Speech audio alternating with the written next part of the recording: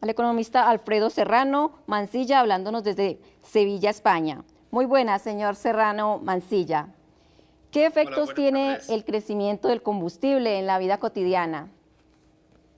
Sí, es un impacto muy doloroso para la mayoría de la población española, puesto que es un consumo muy preponderante en la mayoría de las clases sociales, no solo las clases altas, sino también la clase media española y toda la población más popular. Yo creo que este tipo de crecimiento del precio de los combustibles, en última instancia, es un bocado más o una pérdida de poder adquisitivo de las familias españolas que no pasan ni mucho menos por su mejor momento en la caída vertiginosa de los salarios, del desempleo, de tal manera que hay que mirar cómo afecta este tipo de crecimiento del precio del petróleo desde una óptica mucho más integral. O sea, no solo cae el poder adquisitivo por esta subida de los precios del combustible, sino ha habido una subida del precio de los servicios básicos, además ha habido una pérdida generalizada del salario, ha habido medidas de ajuste salarial en el terreno público, en el terreno privado. De esta manera, la población española, las mayorías en España siguen siendo los que padecen verdaderamente los efectos nocivos de la crisis, mientras que en el otro lado siguen concentrándose los beneficios de los grandes empresarios, como es el caso del dueño del grupo Inditex, ¿no? de Zara. Señor Mancilla, ¿y qué medidas debe tomar el gobierno para resolver esta crisis?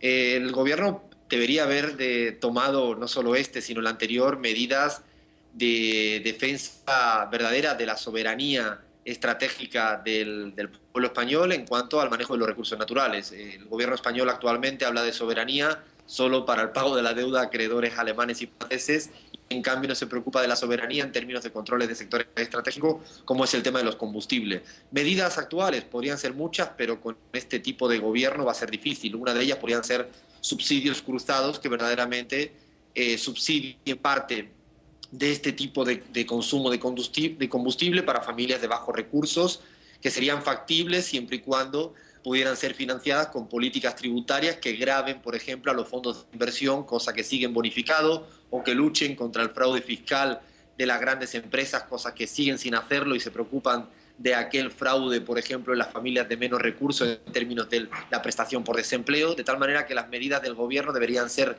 de una visión mucho más amplia, que pudieran subsidiar de manera cruzada, es decir, que aquellos que tienen más recursos puedan pagar los tributos necesarios para poder financiar a aquellas familias de bajos recursos que sigan padeciendo la subida de los combustibles. Hay casos como por ejemplo el boliviano, que ha establecido impuestos sobre familias de altos recursos a través de consumos específicos para poder financiar los combustibles y otros tipos de servicios básicos para las familias de bajos recursos.